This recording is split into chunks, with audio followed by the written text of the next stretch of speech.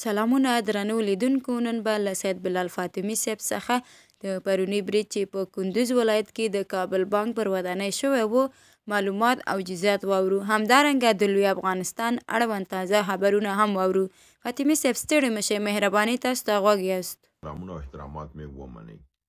نن د سه شنبې ورځ 11 د فبروري کال 2015 د جهادي سپو له ګرمو سنگرونه د خبرونو سره ستاسو خدمت کې حاضر یم. تیر 2 ورځې ما تاسو د خبرونو نشو ویلي.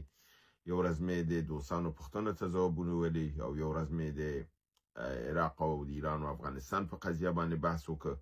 نو نن د خبرونو دغه دي تاسو سره خبرونه شریکم او یو واقع چې قندوز کې شوی د پاغي باندې به اوس نظر ولرو. نو دا خبرونه تاسو خدمت کې وړاندې کوم.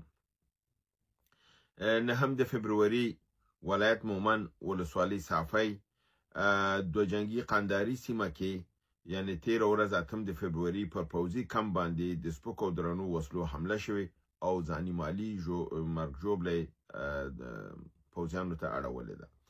نهم د فبروري ولایت خیبر باړی ولسوالۍ زنګي سیمه کې په پوځي پوسټي چې الته د لوجستیکي یعنی اکمالاتي د خوراکي موادو ټوکي وړل کېدل پاغي موټرو باندې برید وشو.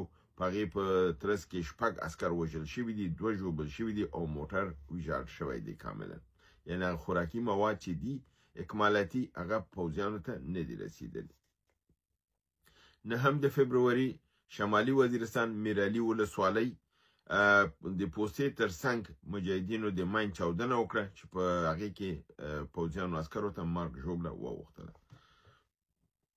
نهم د فبروري دیرې اسماعیل خان د رازندې ولسوالۍ د پوز پر قرارګاه د لیویزو پر چک پوسټ پوینټ باندې برید وشو او جګړې یو ساعت دوام وکړ.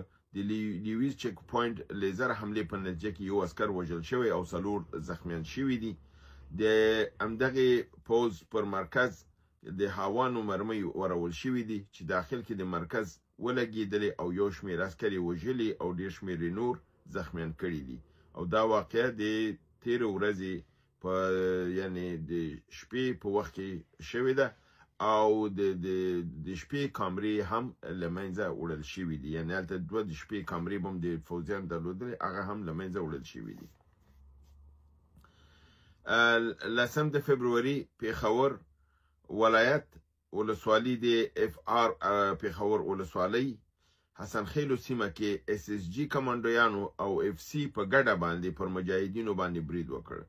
په جوابي کاروایی په ترڅ کې چاپه ناکامه شوه او فوجیان په شاتګ مجبور کړل شول. د مجاهدینو د شاتګ د خبر اخیستلو سره د کمین ورته ونیوه او په فوجیانو باندې دوباره د کمین یرغل وکړ چې په هغې نتیجه کې 20 تنه فوجیان ووژل شول او ډیر زیات نور زخمی کړل شول. لسم د فبروري خیبر ولایت خیبر باړی ولسوالۍ تیرا میدان بوټان شریف مجاهدینو پر پوځي پوستې باندې د دراسکوف حمله وکړه. یو عسكر پکې وژل شوی دی. همدغه لسم د فبروري ولایت خیبر باړی ولسوالۍ تیرا قمرخیل سیمه باندې پر خواجه خیلو پوځي کم باندې د سپکو درنو حمله وشوله. په پوځیانو ته مرګ ژوبله اوښتې ده. ځوابي کاروایی د پوځیانو لخوا نه پر ولس باندې توپونو مرمۍ وورولې چې د هغې په نتیجه کې 2 کسه شدید زخمیان کړلی شوي دي. لسم د فبروري ولایت خیبر باړی ولسوالۍ تیرا بوټان شریف کندو پوستې باندې پوځي اکمالاتي قطار کمین لاندې ونیول شو چې لږ تر لږه 15 عسکر پکې وژل شوي دي او ډېر شمېر ژوبل شوي دي او 2 اکمالاتي موټرې ویجاړې کړلی شوي دي. همدارنګې په 11 د فبروري شمالي وزیرستان د میرانشاه ولسوالۍ سپلګۍ سیمه کې د امنیتي کمرې ویجاړې شوي دي او په همدغه سیمه کې د سپلګۍ په سیمه کې په پوځي کلا باندې د هوانو مرمۍ ورول شوي دي چې دننه په کمپ کې مرګ ژوبله او دغه اړولې ده. 11 د فبروري ولایت پیښور بډبیر ولسوالۍ بټوسټاپ سیمه کې د پولیسو پر چک پوسټ باندې لیزري ټوپک په ذریعه او د لاسي بمونو په ذریعه باندې ګواښ حمله شوې ده، برید شوی دی. 2 پولیس پکې زخمیان کړلی شوي دي. د 11 د فبروري ولایت خیبر باړې ولسوالۍ تیرا سیمه کې ادم خیل پوستې باندې د پرون مازیګر یعنی په 10 تاریخ باندې حمله شوې ده چې پکې د ولاړ 3 غټ اکمالاتي موټرې د سپکو او درنو وسلو په ذریعه باندې وهل شوي دي او د هماغه اکمالاتي موادو سره د منځه وړل شوي دي.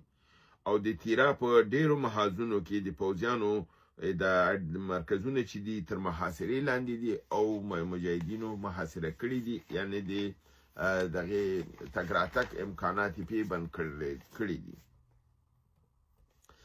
11 د فبروري ولایت لکی مروت ولسوالۍ خاص لکی مروت د پولیسو پر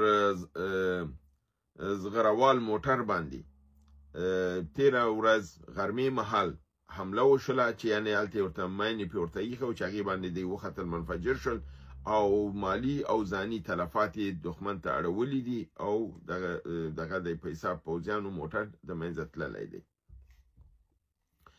11 د فبروري شمالي وزیرستان میرعلي ولسوالۍ ایدک سیمه کې د ایدک تیرا په ټولي قرارګاه باندې د مجاهدینو د هوان حمله وشوله چې د هغې په نتیجه کې دغې ایدک تیرا پوځي قرارګاه ته د هوان د حملې په نتیجه کې مرګ ژوبله اوښتې ده. همدارنګې په 11 د فبروري شمالي وزیرستان میرعلي ولسوالۍ مریخیل سیمه کې نن سهار 10 بجې پوځي پوستې د هوان حملې په نتیجه کې مرګ ژوبله ور اړول شوې ده. او همدارنګې په خیبر ولایت باړې ولسوالۍ سیړې کندو سیمه کې د نوي جوړونکي پوستې باندې د دراسکوف په ذریعه حمله شوې ده. 1 عسکر وژل شوی دی او نور عسکر د کار په تیښته باندې مجبور کړلی شوي دي. دا په مجموع کې 15 که 14 جهادي خبرونه چې ستاسو حضور ته مې وړاندې کړل. نن راځم د افغانستان کې په کندز کې چې کوم یو ځانمرګي دغه شوی دی د باندې یو څه رڼا اچو چې د کې دا واقع څنګه وه او د شاته لاسونه د چا دي.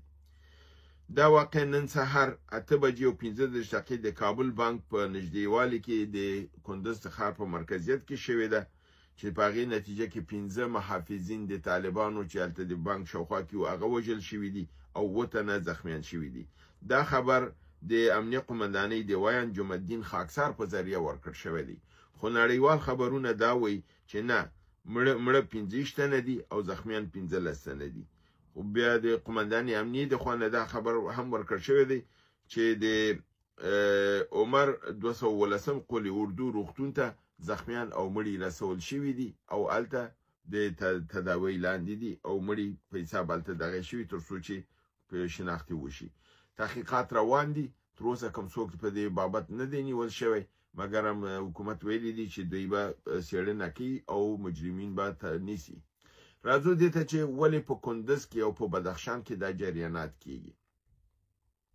څنګه چې تاسو معلومه ده پاکستان تاجکستان سره تیره 2 هفتې 3 هفتې مخکې ناسته وکړله او هلته د تاجکستان سره د دې همدا دغه چې د واخان او د بدخشان په سیمه کې په دغه کندز ساحه کې دغلته به دوی ستونزې جوړوي او د دې نه به دا چې د طالبانو قوت دلته تضعیفه کړي او دوی وشي کولی یو خپل لاره خپل منځ کې دلته هغه 15 کیلومتره فاصله لري په هغې باندې دا وکړي. بله خبره دا ده چې دلته ناامني په ده باندې دوی کوي چې دوی چینایانو ته دا ثابته کړي چې د افغانستان چې دی محفوظه نه دی، واخان محفوظه لاره نه ده، نو ته دا د واخان د کوریډور خبره چې دا باید مد نظر ونه نیسي، دلته امنیتي ستونزې دي.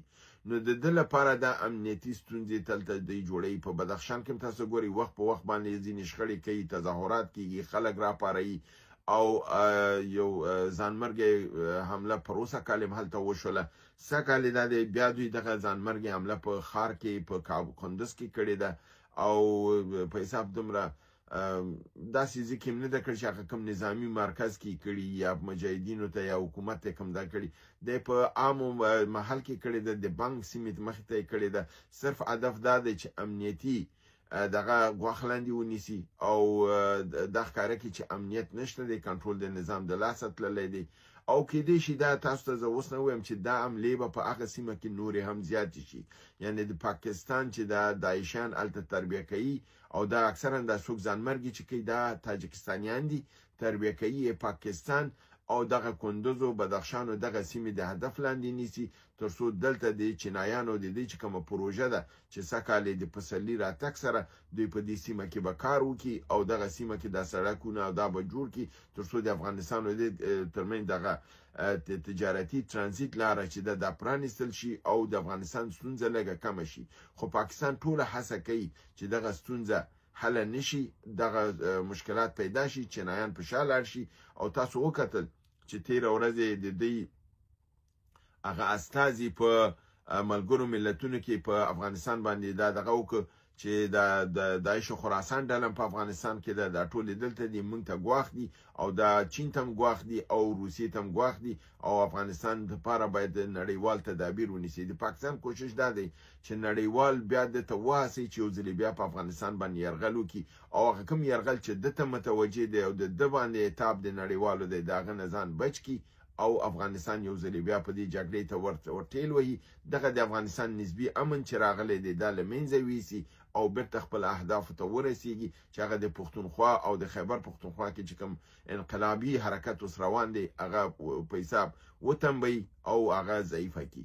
نو دا د پاکستان په شمول د تاجکستان شریکه کار دی د کسان ورته تاجکستان ورکوي، تربیه کوي پاکستان او په بدخشان کې، په کندوز کې، په تخار کې، په دې سیمو کې دغه کارونه کوي، امنیت برهموي تر څو چینایان دا ثابته کړي دلته امنیت نشته. په لحاظه تاسو افغانستان کې پانګونه سرمایه گذاري مه کوئ. نو د دې لپاره دوستان باید په دغه شیانو پوه اوسي چې دا چا کار دی او د چا په ذریعه کیږي. یعنی دا د جبهې مقاومتو د دې کار هم نه دی او هغې کې دا صلاحیت هم نشته دی، هغې دا کار کولی هم نشي. خو باوجود د دې هم د نړیوال تلویزیونونو باندې د دغسې راپورونو ته خوشحالیږي او د دې برنامې پې ګرمیږي او چې افغانستان کې مرګ ژوبله او جنګ شروع شي او افغانستان بیا د بېثباتۍ خواته لاړ شي. هیله ده چې برنامه وګورئ، خوښه کړئ او دوستانو سره شریکه کړئ. تر بل برنامې تاسو په لوی رب العزت سپارم. وما علینا الا البلاغ.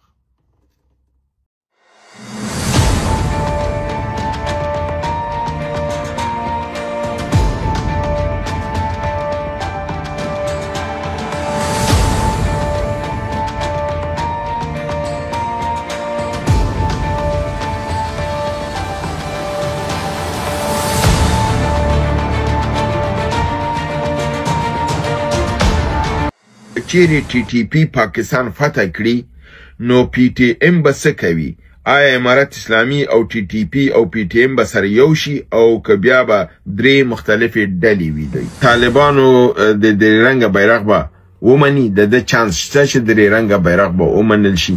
هغه کړۍ چې د نړۍ سره د ستونزو باعث ګرځېدلې دي او افغانستان د نړۍ نه لرې ساتي او افغانستان وګړو غوښتنو ته هم ځواب نه ورکوي او د پاکستان لاسپوڅي دي. د پوځیانو پر یو کم باندې د موټر بمي برید شوی دی چې د دې بمي برید په نتیجه کې ډېر تلفات هغه دښمن ته اړول شوي دي. جګړه اوس هم روانه ده. کې په علاقه کې د پاکستانی فوج یو افسر په نامه د مجیر حمزه په قتل ورسول شو. خو دا چې موږ د پښتونخوا او د بلوڅو مبارزه روانه کړې ده او دا په افغانستان سره یو کېږي، دا به په همدغه حالت خو نه پاتې